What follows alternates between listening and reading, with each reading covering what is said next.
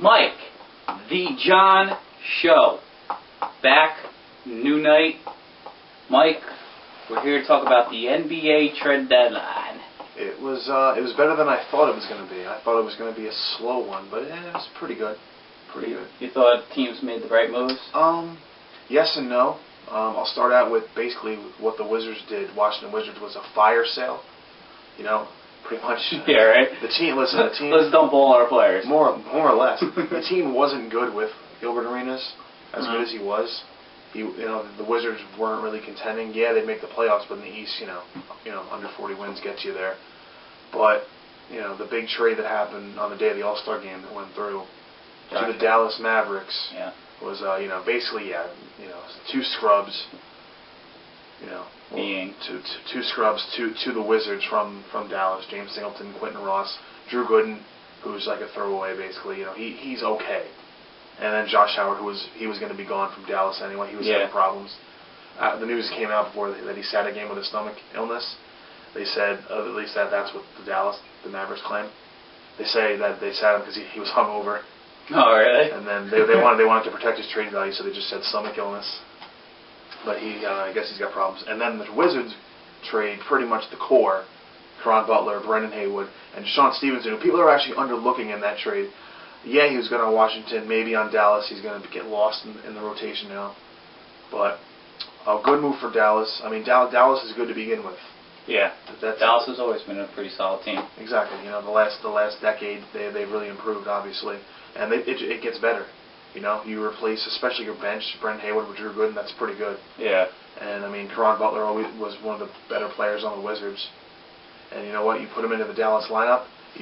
It's all about getting a deeper rotation. It's not about, it's about getting the best players, but you know what? If you can improve your bench, basketball is definitely a sport where you need to do that. Of course, because that's rotations. That's why the Lakers are so deep. You make all these trades, but you overlook some of the bench guys who are fantastic.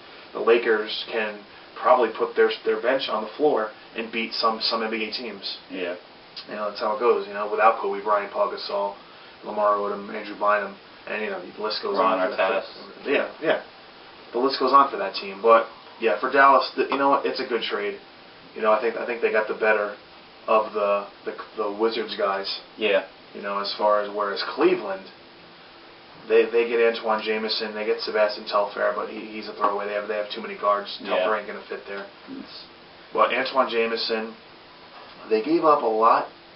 They gave up Agalskis, their center. Yeah. They gave up a first-round draft pick.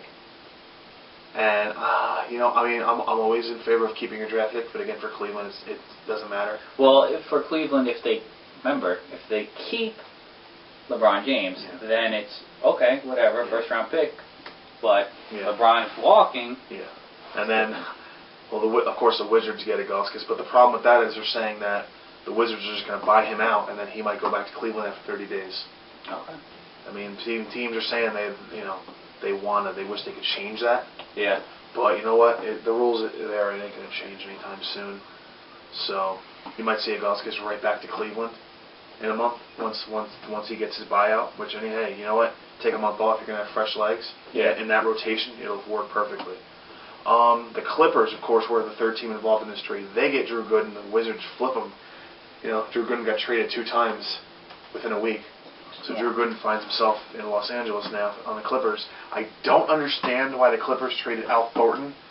He was decent. He was decent enough. Unless they're going somewhere with that, I don't know. But I think the Clippers lost on that deal. I don't get it. They traded away Marcus Camby as well. Mm-hmm. And they get a decent player, Travis Outlaw, some cash to free up cap space, and Steve Blake, a point guard. It's fine. But to move on, look, Dallas, Cleveland, they're good teams.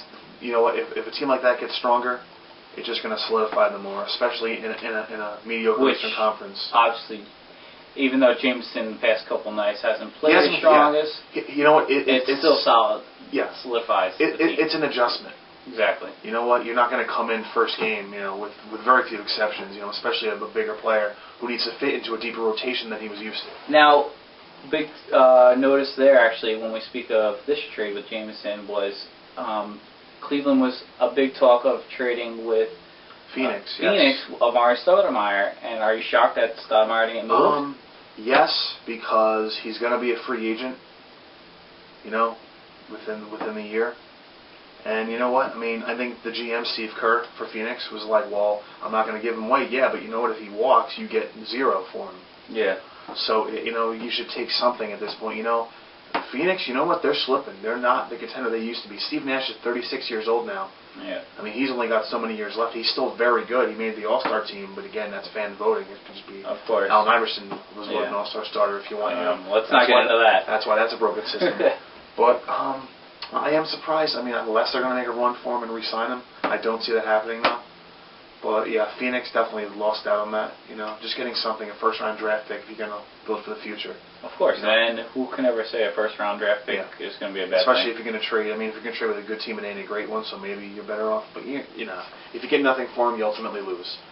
The underrated trade I thought happened was Tyrus Thomas going from the Bulls to the Bobcats. Yeah. Which shows that, and the Bobcats traded away A.C. Law, Flip Murray, and a future first-round draft pick to the Bulls, which shows two things. One, the Bulls are just going to build for this summer when the free agent market hits. Of course. And it shows that the Bobcats, who are a very decent team this year, are going to continue to push toward the playoffs. They traded for Steven Jackson. They traded for Tyrus Thomas this season. The Bobcats are going to make a serious run at the playoffs. And if they get there, it could be a reason why. Especially once you get into the Tyrus postseason. Thomas was rumored to actually be headed to the Knicks, and then all of a sudden the Bobcats came in there. And I like Tyrus Thomas. He's very good. Speaking of the Knicks. How about, before you get into that, because I know we have a lot to talk about with the Knicks, you want to take a break real quick? Yeah, and then we'll come back. It's going to be all about the Knicks. Because the Knicks actually have a large deal, because if you haven't noticed, Mike knows a lot more about basketball, but if I know anything about basketball, it's the Knicks so far. So we'll get into that a little bit more brief. All right, so come back, watch me go off on the Knicks, perhaps, maybe? Possibly. All right. Be right back. Be right back. Bye-bye. Bye, Barry.